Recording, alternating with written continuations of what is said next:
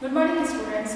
BEd second year के paper guidance and counselling निर्देशन और परामर्श के अंतर्गत हम लोगों ने बालक के निर्देशन और परामर्श के लिए, क्योंकि हमें कुछ सूचनाएं एकत्रित करनी होती हैं, तो उन सूचनाओं को एकत्रित करने की विधियां कौन कौन सी हैं, उसी के तहत हम लोग जीवन इतिहास विधि का अध्ययन कर रहे थे, या व्यक्ति अध्ययन विधि भी कह सकते हैं, जिसे हम केस स्टडी कहते हैं। कि केस स्टडी के माध्यम से हम बालक से संबंधित समस्त आंकड़ों को जुटा पाते हैं या उसकी समस्त सूचनाओं को गहनता से समझ पाते हैं। हमने क्रो एंड यूंग की परिभाषा के आधार पर हमने केस स्टडी या जीवन इतिहास व्यक्ति अध्ययन विधि के अर्थ को समझा था कि किसी भी, चाहे एक संस्था हो सकती है, एक इकाई हो सकती है, एक समाज हो सकता है, समुदाय हो सकता है, व्यक्ति विशेष हो सकता है, हम उनके गहन अध्ययन के लिए इस विधि को उपयोग में लेकर आते हैं, जिसकी हमने विशेषताओं को भी देखा था कि यह व्यक्ति का अध्ययन करती है। इसके माध्यम से गहनता से अध्ययन किया जा सकता है, यानी कि किसी भी समस्या को जानना, उसके कारणों का बहुत गहनता से पता लगाया जा सकता है। फिर इसमें संपूर्ण अध्ययन होता है, फिर व्यवस्थित आंकड़ों का संकलन किया जा सकता है। इस तरह से हमने इसकी विशेषताओं को और गुणों के बारे में अध्ययन किया था। आज हम शुरू करने वाले हैं व्यक्ति अध्ययन विधि के दोष।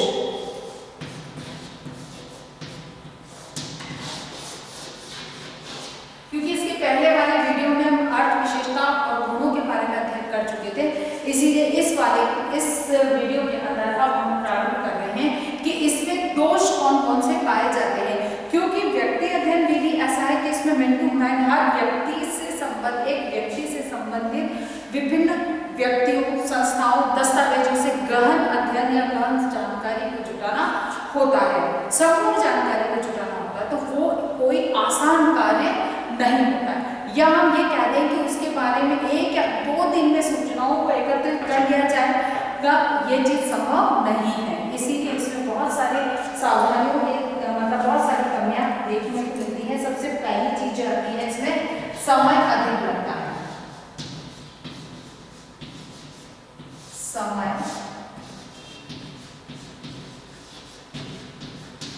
अधिक लगता है।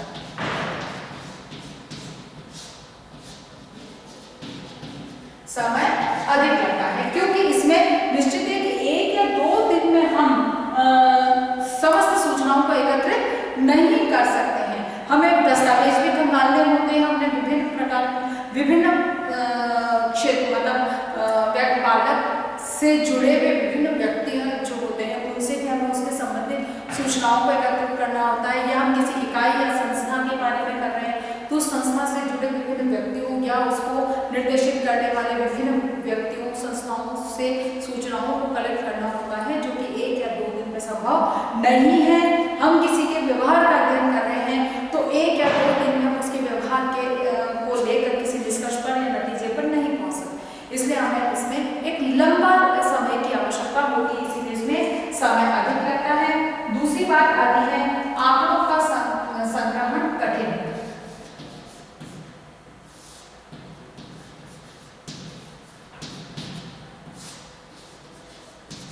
आंकड़ों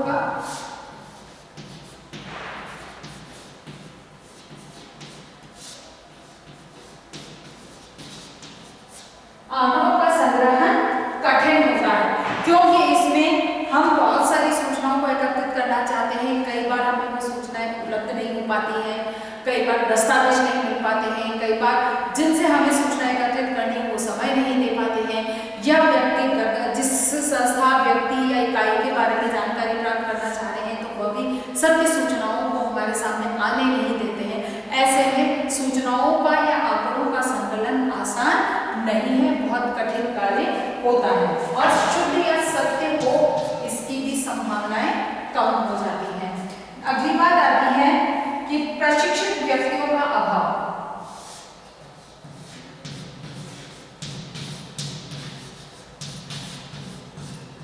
प्रशिक्षित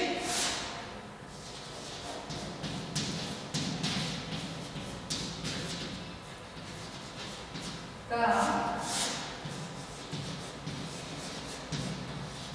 अब यानी कि जो व्यक्ति अध्ययन विधि कर रहा है, का उपयोग कर रहा है, या इस केस स्टडी के माध्यम से डाटा कलेक्ट करने या आंकड़े संकलित करने का प्रयास कर रहा है, उसको करना है, तो उसका प्रशिक्षित होना भी बहुत अनिवार्य है। और ऐसे में प्रशिक्षित व्यक्तियों का मिलना कठिन होता है कि हर व्यक्ति केस स्टडी को सफलतापूर्वक उपयोग में ला सके, ऐसे प्रशिक्षित हो, ऐसी संभावनाएं कम होती हैं। इसीलिए प्रशिक्षित व्यक्तियों की जो उपलब्धता है वह कम होती है, इसीलिए प्रशिक्षित व्यक्तियों का अभाव देखा जाता है। अगली बात आती है काल्पनिक उत्तरों की संभावना।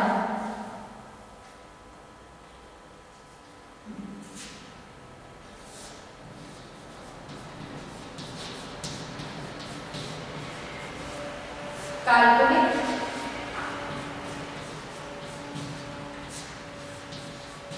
उत्तरों की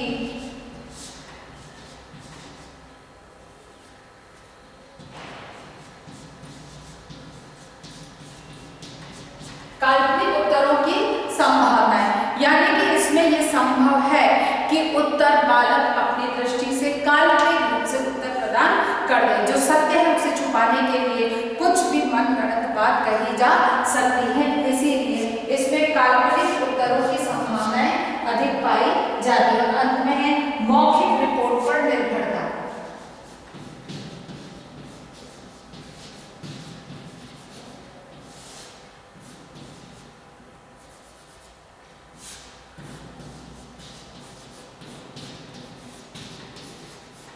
मौखिक रिपोर्ट पर निर्भरता,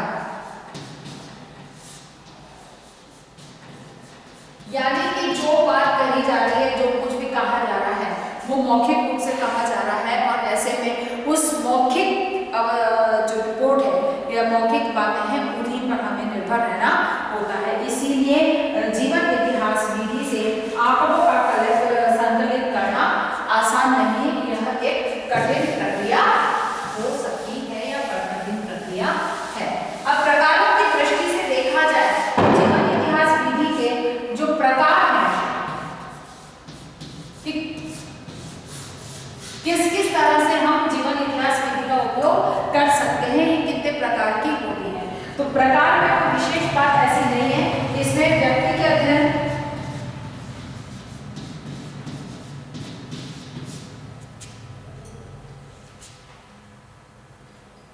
व्यक्ति का जीवन अध्ययन,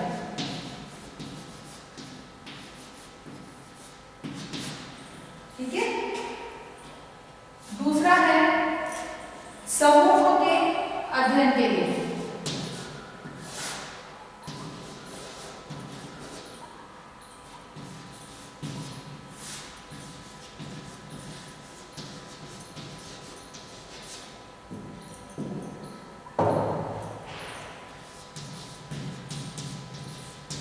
समूह के अध्ययन के लिए। फिर है संस्था के अध्ययन के लिए,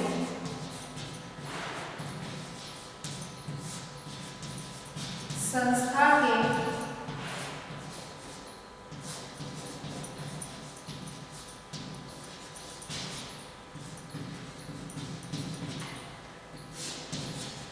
नेक्स्ट इसमें आता है आदत का अध्ययन,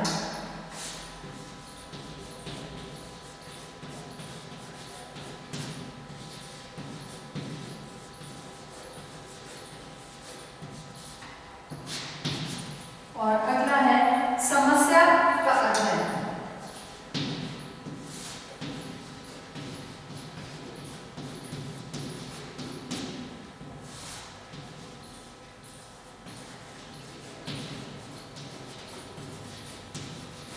ठीक है, इसमें 5 प्रकार से हम इसका अध्ययन या इसका उपयोग कर सकते हैं। पहला है व्यक्ति का जीवन अध्ययन, यानी कि किसी व्यक्ति के जीवन से संबंधित संपूर्ण जानकारी को प्राप्त करने के लिए हम केस स्टडी का उपयोग करते हैं। क्योंकि कई बार होता है कि जैसे कोई महापुरुष है या तो उस या बहुत प्रभावी व्यक्तित्व है, तो वो एक तरह से समाज के लिए प्रेरणा का स्रोत बन सकता है, या प्रेरणा उसके जीवन के प्रसंग व्यक्तियों के लिए प्रेरणादायक बन सकते हैं। इसमें आनी चाहिए। तो ऐसे में किसी व्यक्ति के जीवन से संबंधित संपूर्ण इतिहास को पता लगाया जाए, इसी के लिए जीवन इतिहास विधि का उपयोग किया जाता है। ये तो एक एग्जाम्पल था कि कोई व्यक्ति महापुरुष है, प्रभावी व्यक्तित्व है, जिसका कि उदाहरण लोगों के सामने प्रस्तुत करें प्रेरणा प्राप्त करने के लिए। ऐसे ही किसी भी व्यक्ति की समस्याओं में किसी के लिए भी हम एक व्यक्ति के जीवन को जानने के लिए इस विधि का, केस स्टडी का उपयोग करते हैं। दूसरा है समूह के अध्ययन के लिए, किसी भी एक समूह या समुदाय के अध्ययन के लिए हम इसका उपयोग करते हैं, क्योंकि किसी भी समूह का, जैसे किसी समूह विशेषता बहुत अच्छी उन्नति कर रहा है या बहुत समस्त सुविधाएं उपलब्ध होने के बावजूद तो बहुत पिछड़ रहा है, या कुछ अन्य विशेष अलग प्रकार की कोई समस्या या अलग अलग प्रकार के वहाँ पर कोई व्यवहार है, जिसके अध्ययन के लिए केस स्टडी का उपयोग किया जाता है।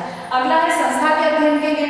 निश्चित है कि किसी संस्था में, जैसे कि कोई संस्था है जो मूक बधिरों के लिए कार्य कर रही है, उनकी शिक्षा दीक्षा, उनके व्यवसाय उद्योग आदि के लिए, या उनके यूँ कहा जाए कि उनको रोजगार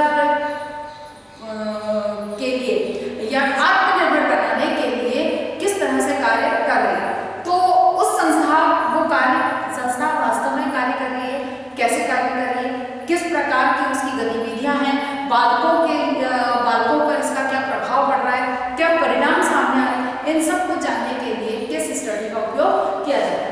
अगली बात आती है इसमें आदत का अध्ययन करने के लिए। कई बार होता है जैसे बालक बहुत ज्यादा एग्रेसिव हो रहा है, या हर बात में उसकी आदत है, बहुत जल्दी उसको गुस्सा आ जाता है, या कभी किसी के डांटने पर आपने देखा होगा कई बार बच्चे नाखून खाते हैं, कि हर समय उनकी आदत होती है कि मुंह में नाखून चबाते रहे। मनोविज्ञान ये कहता है कि जब ऐसी स्थिति होती है तो बालक मनोवैज्ञानिक रूप से किसी दबाव में है।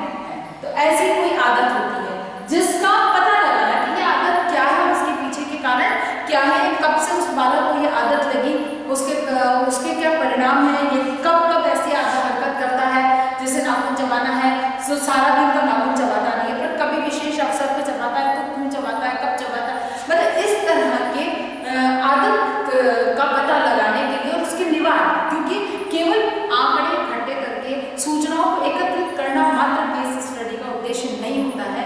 इसका उद्देश्य होता है कि समस्याओं का समाधान भी प्राप्त किया जाए, या निदानात्मक और उपचारात्मक प्रक्रिया या उसकी योजनाओं को तैयार करने में केस स्टडी महत्वपूर्ण भूमिका निभाती है। अब बालक में अगर ऐसी कोई गंदी आदत है तो उसको छुड़ाने के लिए, उस आदत से बालक को दूर करने के लिए ये आवश्यक है कि हम उसके संपूर्ण कारणों का पता लगाएं, और जो मूल कारण है अगर उसको वहां से हटा दिया जाए या उसका निवारण कर दिया जाए तो बालक में इस आदत का निवारण हो सकता है या समाप्त हो सकती है। इसीलिए आदत का अध्ययन किया जाना भी अनिवार्य होगा। उसके लिए केस स्टडी सबसे अच्छा माध्यम या अच्छी विधि है। और लास्ट में समस्याओं का अध्ययन के लिए डेफिनेटली इसका अधिकांश रूप से इसका उपयोग समस्याओं के अध्ययन के लिए शिक्षक के द्वारा समस्याओं का पता लगाने के लिए केस स्टडी का उपयोग किया जाता है। अर्थात कि केस स्टडी जो है वो इन सभी क्षेत्रों के माध्यम से विभिन्न प्रकारों में के रूप में उपयोग में लाई जाती है। अगली बात जो आती है कि केस स्टडी का जो हम उपयोग करते हैं इसकी कार्य प्रणाली किस तरह से कार्य करती है, या कार्य प्रणाली की पद्धतियां हैं इसके कार्य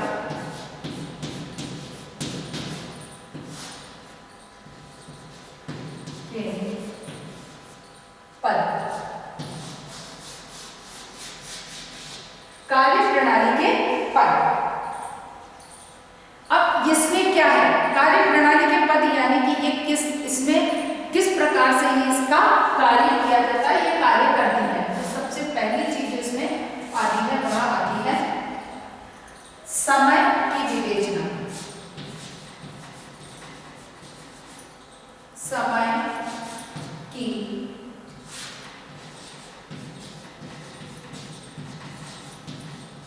विवेचना, यानी कि इसके अंतर्गत सबसे पहले समय की विवेचना की जाती है कि कितना समय इसका अध्ययन करने के लिए लग सकता है, क्योंकि एक परिकल्पनात्मक संपूर्ण योजना का निर्माण करना अनिवार्य होता है। तो उस आधार पर पहले ये तय किया जाता है कि इस हमको जिससे संबंधित सूचना है, सबसे पहले तो ये उद्देश्य होता है कि क्या किस पर अध्ययन करना है। अध्ययन करने के लिए आंकड़ों के संकलन के लिए कितना समय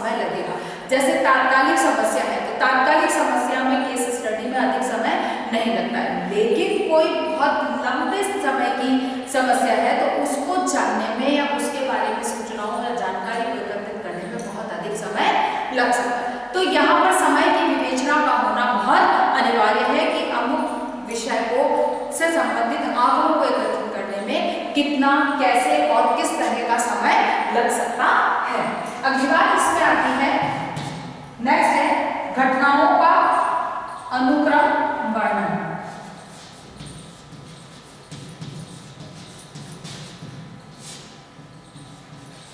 घटनाओं का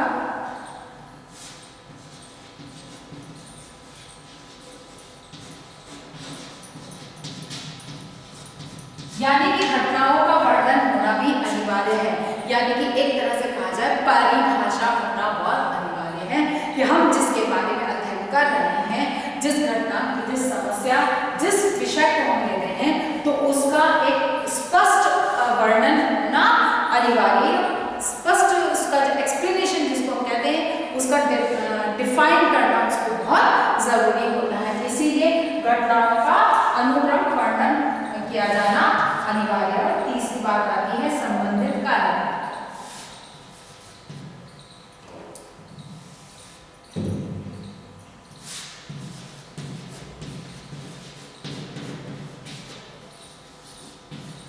संबंधित कारक यानी कि उससे संबंधित कारक कौन कौन से हैं, इनका भी एक रूपरेखा या कहा जाए कि इसकी एक पहले से ही सूची बनी हुई या उसको सूची का निर्माण किया जाना अनिवार्य है, क्योंकि हम जब तक कारणों को नहीं जानेंगे तब तक हम उसकी गहराई तक नहीं पहुंच सकेंगे। इसीलिए यहाँ पर फिर कारण क्या है, किस तरह से खोजे जाएंगे और किस तरह से जो मूल कारण है उसके साथ में और अधिक सहायक या उससे संबंधित कारक और कौन कौन से हो सकते हैं, इन सबको एक रूपरेखा या कहा जाए कि जो स्टेप्स है एक के बाद एक चीज का पता लगाया जाता है। अगर इनका हम जैसे घटना है, समस्या है, उसको हम कहते हैं तो समस्या के पीछे के कारण को जानना बहुत जरूरी है, अर्थात कि इसका जो कार्य प्रणाली है उसमें कारण को जाना जाता है। समस्या समय की विवेचना में एक चीज और ऐड करते हैं कि कितना समय लगेगा, लेकिन एक चीज ये भी देखी जाती है कि जो भी समस्या है उसका जो समय है वो कितना पुराना है, कितने कम समय की है ये समस्या या बहुत पुरानी समस्या है। पहले तो इस चीज को समझना अनिवार्य होता है, यानी कि इसमें ये दोनों चीजें तय करनी अनिवार्य होती है कि कितना समय लगेगा और ये जो समस्या हमने ली है उस समस्या के पीछे या इस समस्या का संबंध कितने पुराना है या कितना कम समय अभी नहीं है, बहुत कम समय पुरानी है या बहुत अधिक पुरानी है, इस चीज को समझना अनिवार्य होता है। यानी कि कार्य प्रणाली के अंतर्गत समय की व्यवस्था को देखना, फिर घटनाओं का अनुक्रमिक वर्णन करना और संबंधित कारणों को जानकारी प्राप्त की जाती है इसके अंदर। अगली बात अब इसके अंतर्गत जो हम समझेंगे इस स्टडी में वो आ जाता है इसकी मान्यताएं है। इसमें क्या क्या मूल बातें, अध्ययन विधि की मान्यताएं,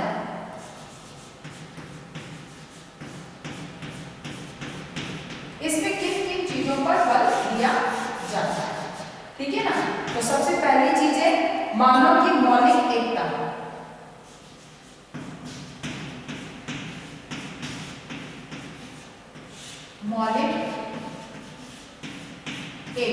मौलिक एकता का क्या तात्पर्य है, यहाँ पर मौलिक एकता से मतलब कि मूल रूप से जो एक समानता पाई जाती है व्यवहार में, उस चीज को समझना। अब जैसे एक समान व्यवहार दो बच्चों में है, लेकिन दोनों में एक के व्यवहार को सामान्य लिया जाता है और वही व्यवहार किसी दूसरे बालक के लिए आलोचना का कारण बनता है। तो कहने का मतलब ये है कि एक इसकी जो मान्यता है वो एक मौलिक एकता को समझने की है कि किस तरह से वो एक एकता पाई जाती है। फिर सामाजिक घटनाओं की जटिलता को देखा जाता है।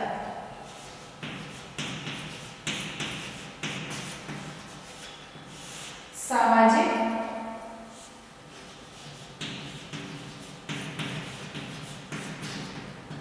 घटनाओं की जटिलता, यानी कि समाज में बहुत सारी घटनाएं होती हैं, इनके पीछे जटिल कारण होते हैं। तो इन कारणों को समझना और उन जटिलताओं का निवारण करना या उन जटिलताओं का यूं कहा जाए कि इसकी जो मान्यता है या इसका जो विश्वास है केस स्टडी का, वो यह है कि जो भी जटिलताएं हैं उन जटिलताओं को कम किया जाए या सरल किया जा सके। अगर ऐसा नहीं हो पाता है तो की समस्या का निवारण संभव नहीं है। इसीलिए जहां पर मौलिक एकता को स्थापित करने का प्रयास किया जाता है, यानी कि एक बालक के जो मूल व्यवहार है उसको सामान्य जो व्यवहार है वहां तक उस सामान्य व्यवहार को सामान्य करने का प्रयास इसके माध्यम से होता, वहीं घटनाओं की जटिलता को समाप्त करने का या कम करने का भी प्रयास इसमें किया जाता है। अगली बात इसमें आगे वह है समय तत्व का अभाव। समय तत्व का अभाव, यानी कि इसके अंदर समय तत्व का अभाव पाया जाता है। अगर हम सही जानकारी या सही निवारण या सही आंकड़ों को एकत्रित करना चाहते हैं तो समय तत्व को अभावित करना होगा, यानी कि उस पर बल न दिया जाए या उस समय सीमा में न बांधा जाए। फिर व्यवहार का परिस्थिति, मानव व्यवहार पर परिस्थिति का प्रभाव, मानव व्यवहार पर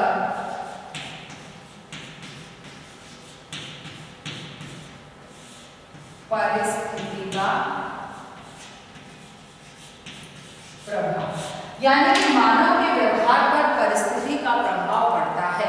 केस स्टडी का मानना है कि उन्हीं प्रभावों का पता लगाना, उन परिस्थितियों को उन प्रभावों का पता लगाया जाए ताकि सही समस्या का सही समाधान ढूंढा जा सके। इसीलिए जो परिस्थितियां हैं उनका परिस्थितियां क्या है और उनका प्रभाव किस तरह से व्यक्ति पर पड़ता है। फिर है समस्त पहलुओं से घनिष्ठ संबंध।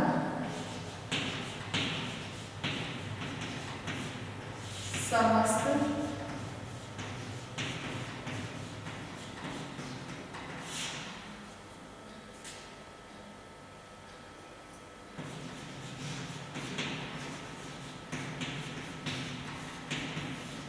घनिष्ठ संबंध,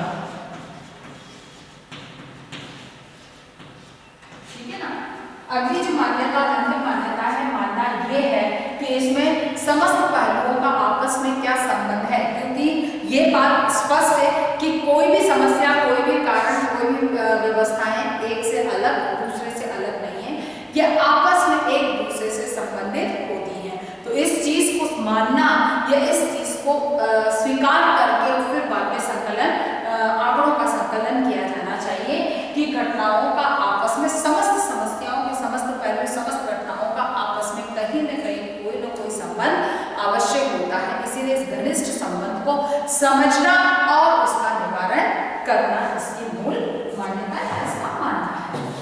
अब इसके सोपान की बात करते हैं कि केस स्टडी के सोपान क्या है, जो हमारा केस स्टडी का अंतिम पॉइंट। अब आते हैं सोपान।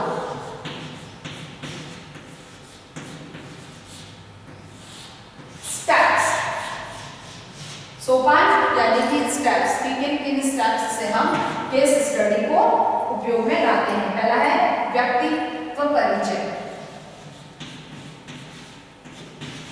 व्यक्ति, अब इसमें यहाँ पर जो लिया है, यहाँ व्यक्ति परिचय लिया है। अगर हमने कोई समुदाय, कोई समाज, कोई संस्था, कोई इकाई दी है तो उसका परिचय यहाँ पर लिखा जाता है या प्रस्तुत किया जाता है या उसका परिचय ज्ञात किया जाता है। सबसे पहला जो स्टेप है उसका परिचय को एकत्रित या उसके बारे में संपूर्ण जानकारी जुटाई जाती है। उसका नाम क्या है, उसका जैसे कोई संस्था का है तो संस्था का नाम क्या है, उसकी स्थापना कब हुई, संस्थापक कौन है, संस्थापक सदस्य कौन कौन से हैं, प्रारंभिक अवस्थाओं में कार्य प्रणाली क्या थी, अब किस तरह से है, परिणाम मतलब समाज में उसका क्या रोल है, मतलब एक जो बेसिक इंट्रोडक्शन होता है उसको यहाँ पर प्रस्तुत किया जाता है। फिर समस्या कथन।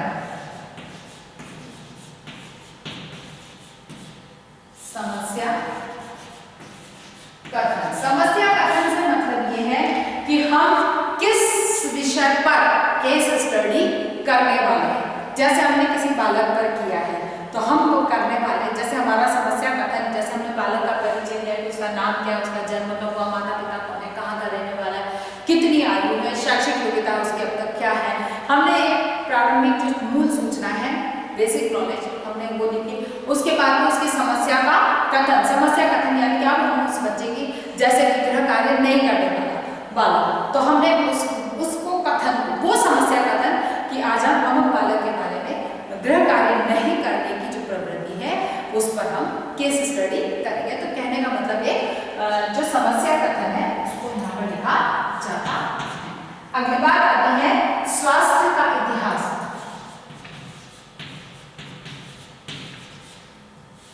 स्वास्थ्य का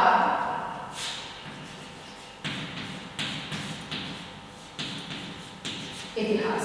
स्वास्थ्य का इतिहास, चाहे व्यक्ति हो चाहे संस्था हो, उसका स्वास्थ्य कैसा है इससे संबंधित, जैसे बालक का ले रहे तो जन्म के समय बालक का स्वास्थ्य कैसा था, उसके बाद में अब तक उसकी स्वास्थ्य की संपूर्ण जानकारी कि उसको कब कब बुखार आया, कहाँ और क्या समस्या हुई, स्वास्थ्य संबंधी क्या क्या समस्याओं का सामना करना पड़ा या नहीं है, वो समस्त जानकारी को यहाँ पर एकत्रित किया जाता है। फिर आता है परिवार का इतिहास।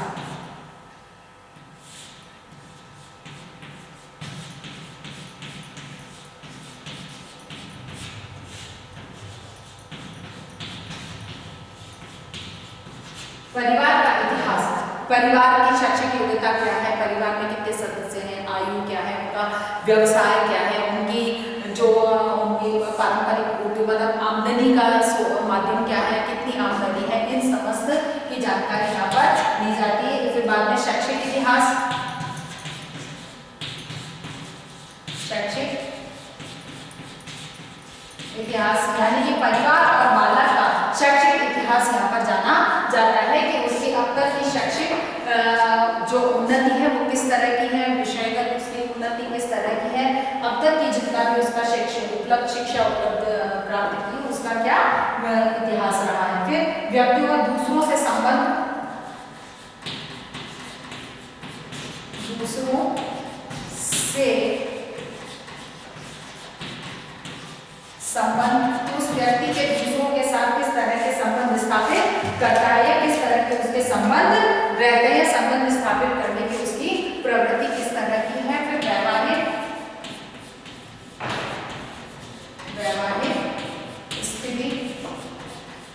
वैवाहिक संबंध या वैवाहिक स्थिति के बारे में, अगर किसी व्यक्ति के बारे में हो रहा है तो यहाँ पर वैवाहिक स्थिति या वैवाहिक संबंध के बारे में होगा, किसी संस्था या इकाई का है तो दूसरों के साथ संबंध के अतिरिक्त अपने कर्मचारियों के बारे में उनसे उनके क्या संबंध है उससे संबंधित जानकारी होगी। फिर व्यक्तित्व संबंधी विशेषताएं, व्यक्तित्व संबंधी विशेषताएं, ठीक है ना, यानी उसके व्यक्तित्व की क्या गुण और क्या विशेषताएं हैं उसके बारे में जानकारी एकत्रित की जाती है। अर्थात कि जब हम एक बालक के या किसी भी संस्था के विषय में हम केस स्टडी करते हैं तो हमको इन स्टेप्स को फॉलो करना होता है। इसी आधार पर अब आपको एक प्रश्न करना है कि जीवन इतिहास विधि को, आज का हमारा होमवर्क है जीवन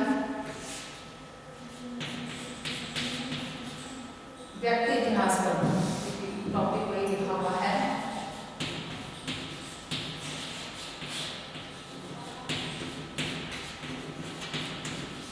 इतिहास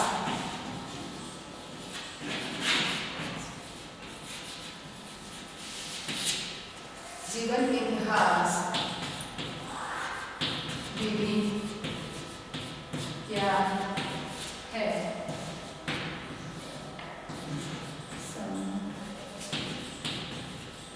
समझाएं। ठीक है ना।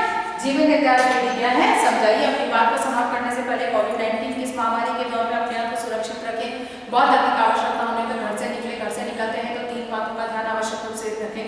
मुंह पर मास्क लगाकर चले, सोशल डिस्टेंसिंग का पालन करें और अपने हाथों को सैनिटाइज करते रहें। स्वस्थ रहें, सुरक्षित रहें।